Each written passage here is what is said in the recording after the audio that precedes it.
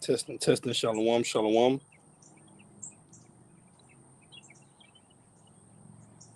Testing, shalom, shalom.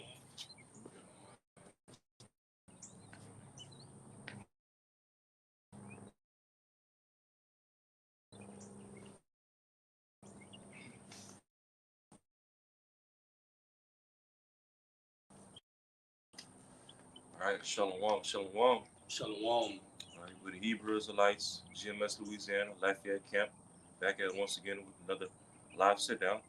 All right, but as always, before we get started, we want to give our praise and glory to Yahweh Ba'Shem, Yahushua Ba'Shem, HaRachakodash. double honors to the apostles, bishops, and elders of Great Millstone, Ruwell, as well as Teachwell, and peace and salutations to the whole elect of the nation of Israel, scattered throughout the four corners of the earth. All right, mighty shalom. Mighty shalom. All right, as you can see from the title of the lesson, the elect are the true preppers of the earth. All right, the elect of the nation of Israel, which is the elect of Yahweh Shem Shai, are the true preppers of the earth. Because you know, if you're a sensible person, a prudent person, they can kind of sense what's going on in the world as you got wars and rumors of war brewing up. You got division at an all-time high, especially on a political sense, as you got the election coming up just next week.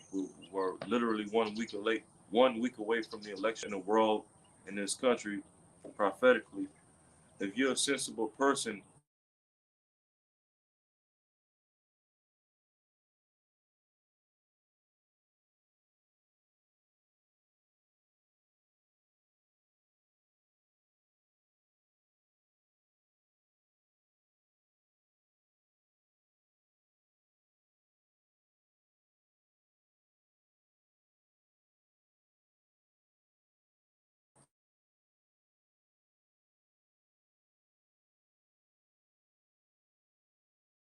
let's look at what's going on.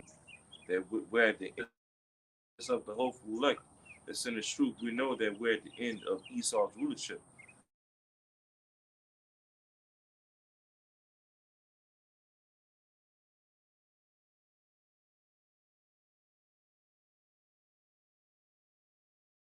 And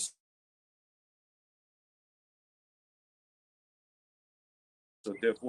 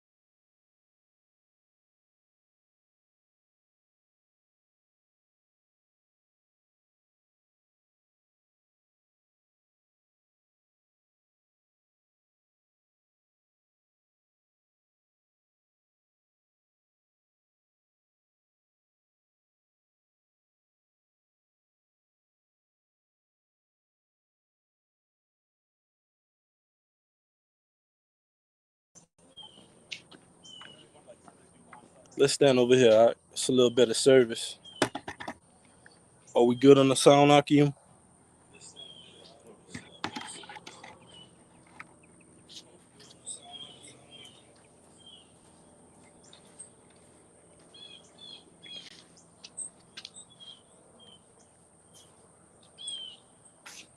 Brother said, "Come, I'm good on my end." All right. This is back in First Peter. First Peter chapter 4, verse 7. But the end of all things is at hand. Be ye therefore sober and watch unto prayer. Mm-hmm. Yeah, the end of all things is at hand, meaning what? It's near. Okay, the end of all, not the end of the earth per se, but what? The end of Esau's rulership, the end of the heathen rulership. So what? Be sober, all right? Of course, we can apply that to a carnal sense, be sober on a carnal sense, but ultimately be sober in a spiritual sense. Don't be taken by all these deception and philosophies and pseudoscience of the world, and watch unto prayer, watch and pray. Even Yahushua told that to the disciples in the Gospels. Watch therefore and pray. You know, you got it. All right, this is the second one. It's Proverbs 13 and 21. Evil pursueth sinners, but to the righteous good shall be repaid.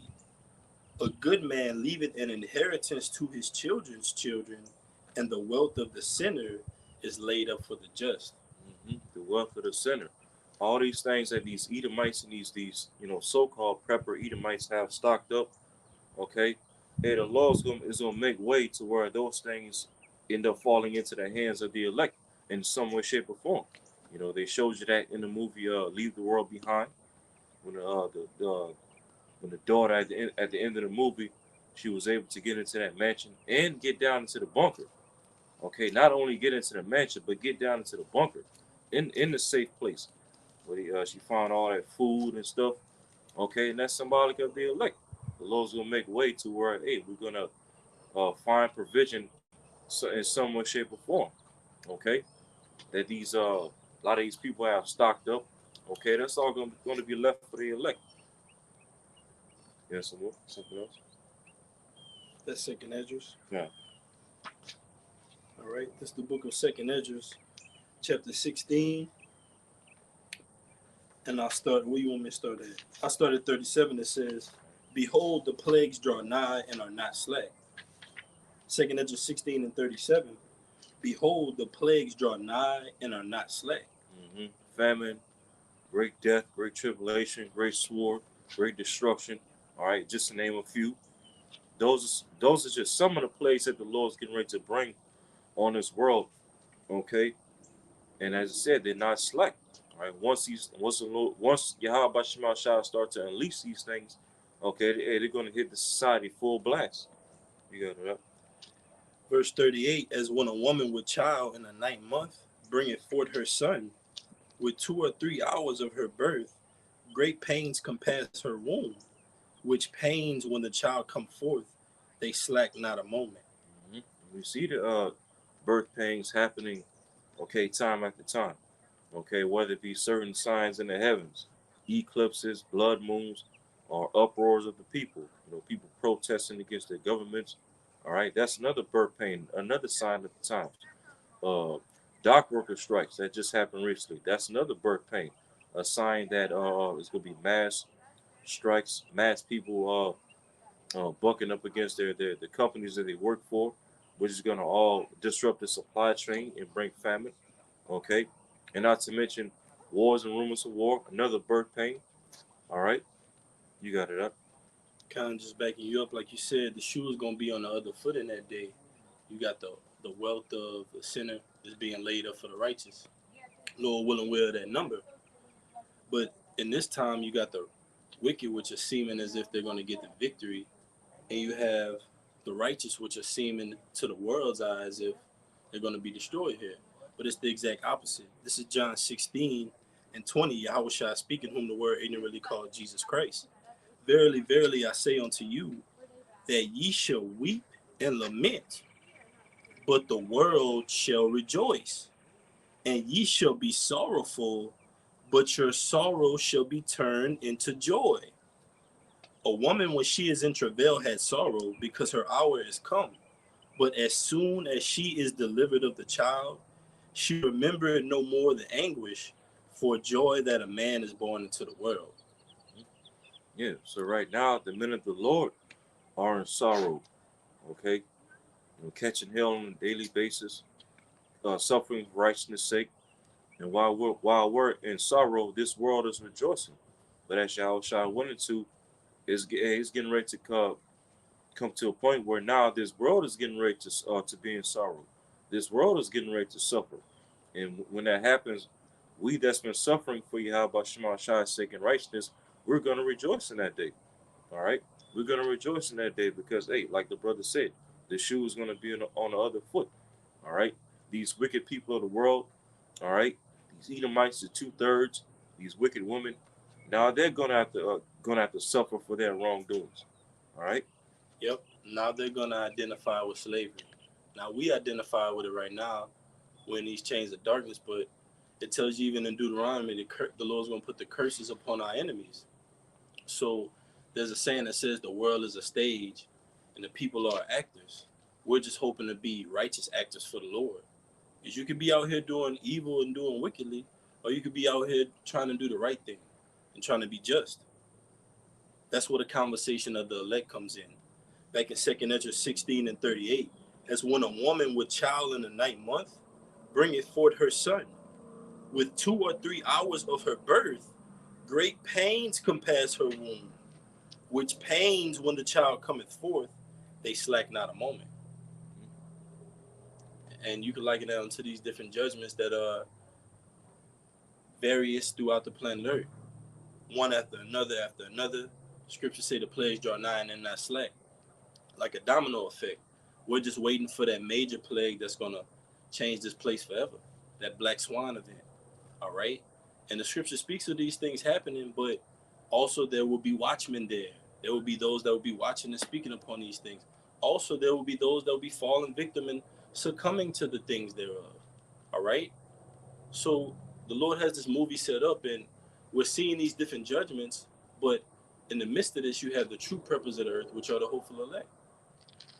So it says, 2nd Ezra 16 and 39, even so shall not the plagues be slack to come upon the earth, and the world shall mourn, and the sorrow shall come upon it on every side. And that links with at John 16 and 20. And when these things come to pass, that's when the world is going to mourn and be in sorrow. And and we're going to rejoice. All right, because these are the things that we look forward to. Seeing the Lord bringing judgments upon the earth. All right, bringing judgment upon these wicked people on the earth, bringing forth a great humbling on the earth, because that's one of the problems in the earth right now. These average everyday people, well, starting with the leadership of the powers that be, on down to the common person, just everybody's too damn proud. Everybody's too careless. Everybody's too rebellious. No fear of the Lord's. Right. No chill on the earth when it Yep. comes to their wickedness. Because the scriptures tell you, as the ruler of the city is, so shall the people.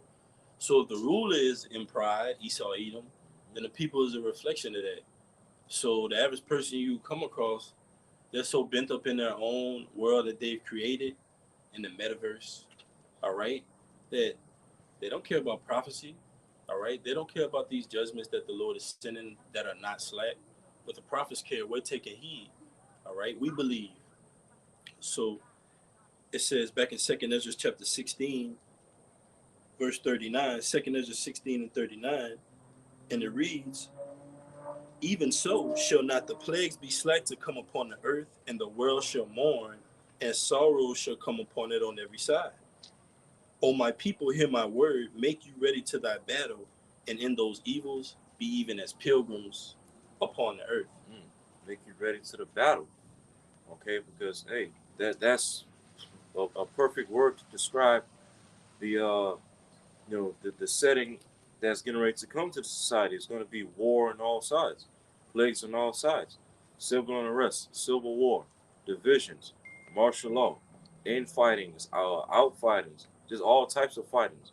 All right, and so as the Lord right here is talking to his elect, make you ready to the battle, be pilgrims upon the earth.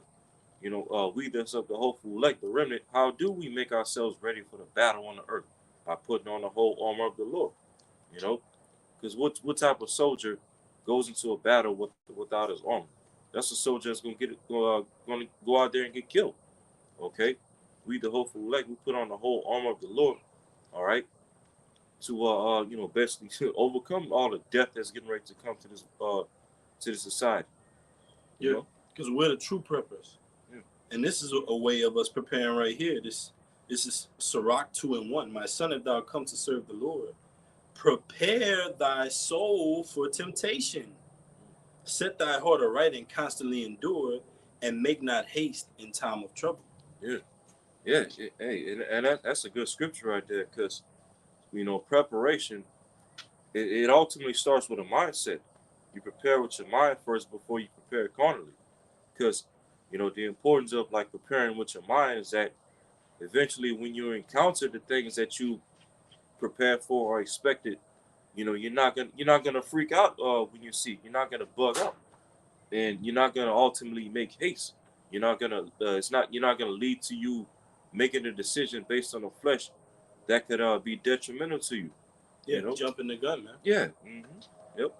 So we're preparing, we're setting our minds right. Just to back the brother's point up, you got people like the scriptures say, our weapons of warfare are not carnal, they're spiritual, are pulling down the strongholds. You got people that are physically preparing, getting their bodies right. You got people that they're financially preparing. You got them storing up goods, pantries and deep freezers. All right, and they getting these bug out bags and survival bags, trying to prepare themselves for what's to come. But the most important preparation is spiritual, man. Setting your mind right. Scriptures say, present your body as a living sacrifice in Romans 12. And the second verse it says, be transformed by the renewing of your mind. So this is a constant battle. You can't just say you're prepared. You can never be prepared enough, man, for these times. You have to constantly endure. That's why it says, let me get it again, Sirach 2:1. My son, if thou come to serve the Lord, prepare thy soul for temptation. Set thy heart aright and constantly endure, right? Because the scriptures say, he that endured until the end, the same shall be saved. So you never could really wake up and say, hey, I'm prepared for JT. I'm prepared to get out of America. No, it's a constant fighting to the end. Think about the storyline of prophecy that we're in. Things have to come to pass in order to usher in the return of whom the word ain't really calls Jesus Christ, who's Yahweh Shai. All right, so it says, verse 2 again, the letter in, and make not haste in time of trouble. Verse 3, cleave unto him and depart not away, that thou mayest be increased at thy last end. True preparation, man. Cleaving unto the Lord. All right, girding thy loins like a man, like the scriptures say. Constantly enduring, setting thy heart, thy mind right. It said that thou may be increased at thy last end. And we're in that right now. It tells you in the book of Job, these skin worms destroy my flesh, to destroy my body, and my flesh I shall see God. All right. So we're back in that time right now where we're gonna see Yahweh Shemi Shai, man. Lord willing, we be at that number. We're gonna see Yahweh Shai crack those clouds, man. We're gonna see the angels deliver us, the Lord of hosts in his glory, the heavens armies, man. All right, with the quote unquote, like they say, the naked eye, man. And we're gonna be transformed, Lord willing, we be at that number, man. That's gonna defy these. There's no preparation you can prepare here in America that's gonna take you ultimately to the kingdom, except spiritual, man. All right, because the scriptures say, well, we got godliness with contempt in this great game. We brought nothing into this world. Surely we can take nothing out. So the only thing you can do really is prepare spiritually, man. Even this body, it's going to be broken. It's broken down. It's material, man. So, but what's ultimately eternal? Those incorruptible bodies, which we're preparing for through wisdom, knowledge, and understanding. You got it, bro. You can give me a precept real quick. Yeah, I got you. Proverbs 10 verse 2. Because they got a word in there I want you to look up in the blue letter. It's gonna go right into the lesson. This is Proverbs chapter 10, verse 2. Treasures of wickedness profit nothing, but righteousness delivereth from death. Treasures of wickedness won't profit when Jacob's trouble hit. But as I said, righteousness is going to deliver us from death. Which ultimately, what is our righteousness in this grace period? It's not being perfect in the law. It's not us going into the battle, Jacob's trouble, with fringes all over our clothes. But what? Faith. faith in Yahweh Shai. That's going to help us overcome death. But you could look up that word treasures in the blue letter. Con, this is Proverbs 10 and 2 in the NLT first. This is Proverbs 10 and 2. Tainted wealth has no lasting value, but right living can save your life. Yeah, tainted wealth. Wealth that's gotten by ill-gotten gain or for vanity's sake, hey, it's not going to last. Especially when Jacob's trouble hit. Okay? Because like the brother read earlier in Proverbs, a lot of the wealth and the stuff that these Edomites, these so-called preppers got stocked up, hey, the Lord's going to make it to where a lot of these things fall into the hands of the elect so that they can endure to the end. Lord willing, we'll be at that number. You got that? That word you wanted out? Yeah, treasures. All right, I got that word treasures, the Strong's H214. Strong's H214. Otsar. Otsar. Osar, it says Strong's H214, a treasure, a storehouse, a treasure, gold, silver, etc. Right. Gold, it goes to gold, silver. Hey, you got a lot of these Edomite preppers. They talking about, one of the things they talk about stocking up on is gold and silver. You know, buy gold, invest in gold. Well, guess what? It says in Ezekiel the 7th chapter, they shall cast their gold and silver in the streets like trash. So all this gold and wealth that these so-called preppers got stocked up, hey, that's not gonna profit them in a day of the Lord. Right. You Scripture said, "Riches profit not in the day of wrath, but righteousness shall deliver from death."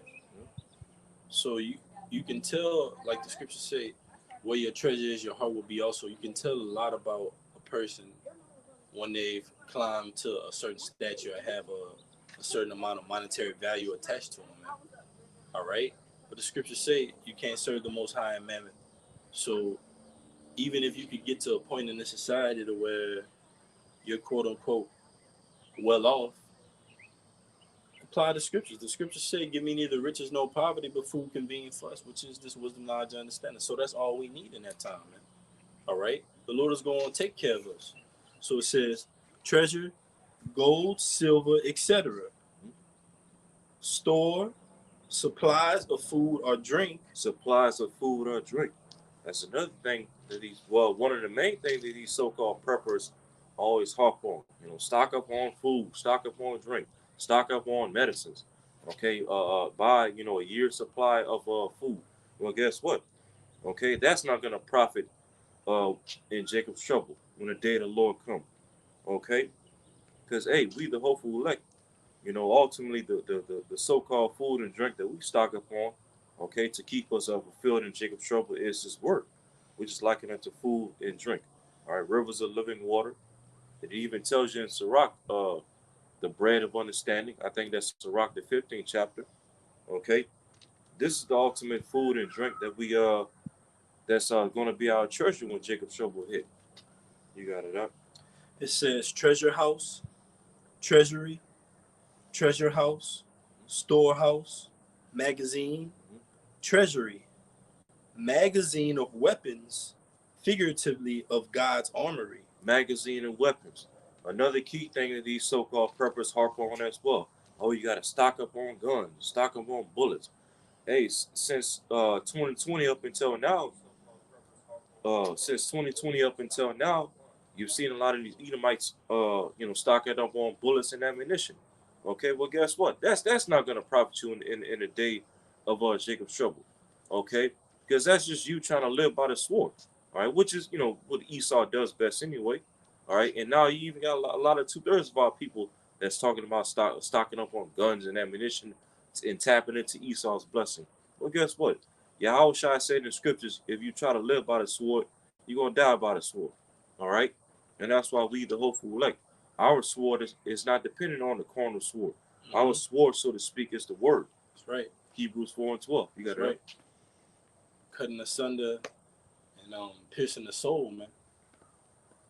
Through the intents of the hearts of man. That's what the word does. That's Yahweh Shai, man. So that's all we really need is Yahweh Shai, man. Mm-hmm. In these times. All right? And it's gonna be proven, man. The world is in a major shadow of doubt right now, man. But guess what? We're living by this word.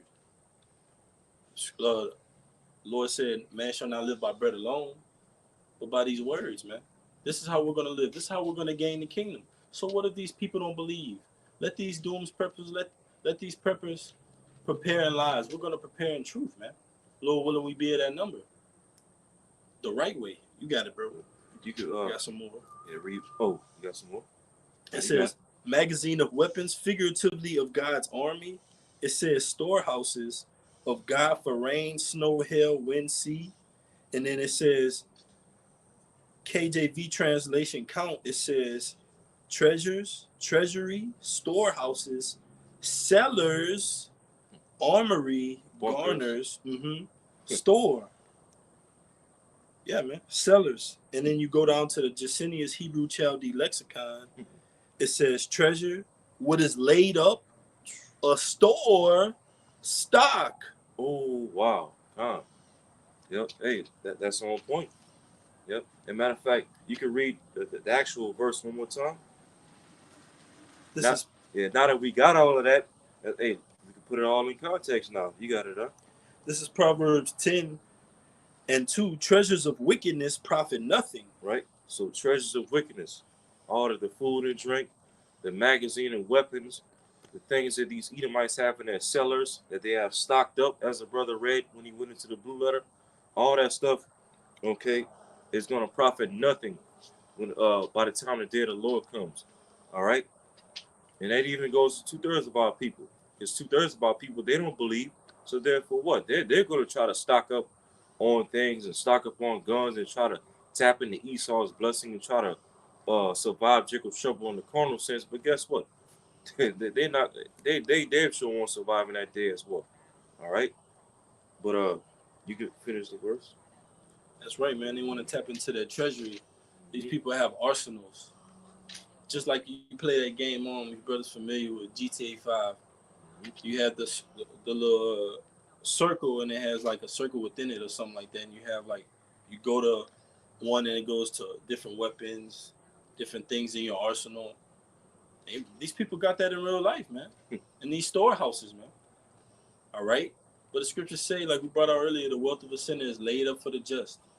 So we know that these different plagues and pestilence, like we read earlier, the plagues draw nigh and are not slack. These plagues and judgments, they're gonna take out these people, man. All right.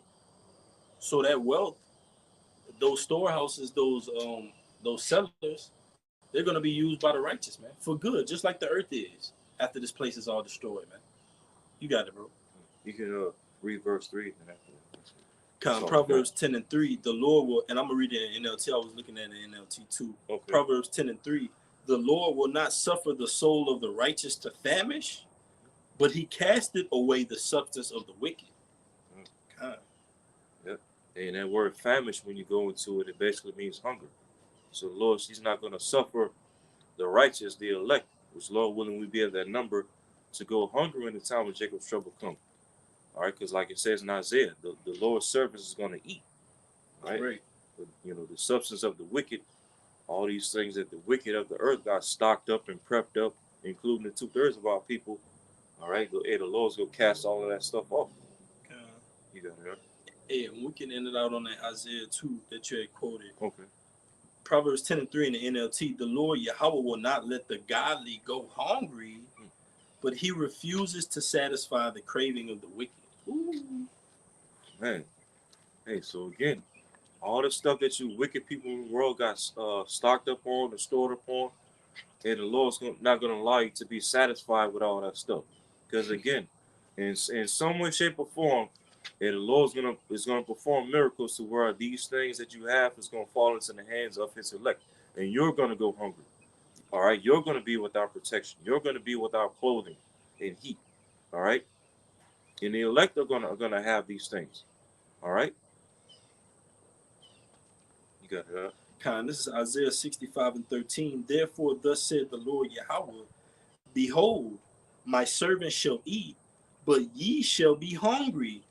Behold, my servant shall drink, but ye shall be thirsty. Behold, my servant shall rejoice, but ye shall be ashamed. So the Lord's servants are going to be satisfied when these times come. All right, because what? Lord willing, we'll be at that number. We've been preparing the right way for these times. Okay, preparing mentally and spiritually, and not preparing carnally. All right, things that are tainted, things that can be corrupted. All right, things that can be taken away from us. That's right. We prepare with this word. It says, verse 14, Behold, my servant shall sing for joy of heart, but ye shall cry for sorrow of heart, and shall howl for vexation of spirit. That's coming. That's coming to all you people in the society that's not at the elect. Okay, hey, like we was going to early in this lesson. All right, hey, the Lord's getting ready to flip the script of this world to, well, now you people in this world that's rejoicing right now, you're going to be in sorrow. You're going to howl for vexation of the spirit. And at the same time, we, the hopeful elect that's suffering right now, we're going to be rejoicing in that day and eating and drinking. Okay, eating and drinking your stuff, everything that you got. Well, yeah, everything that you got prepped up, all right, and be satisfied that day. That's all I have. All right, you can take us out, bro. All right. And so, Lord willing, this lesson was edifying. Before we close out, we want to give our praises and glory to Yahweh Ba'Shem Yahushua Ba'Shem HaRachakodash. Double honors to our apostles, bishops, and elders of Great Millstone, who rule well as well as teach well, and peace and salutations to the hopeful elect of the nation of Israel, scattered throughout the four corners of the earth. All right, Kwam Yasha'Allah, Kwam Yasha'Allah, Baba Ball, Baba Ball. and until next time, Shalom. Shalom, mighty Shalom.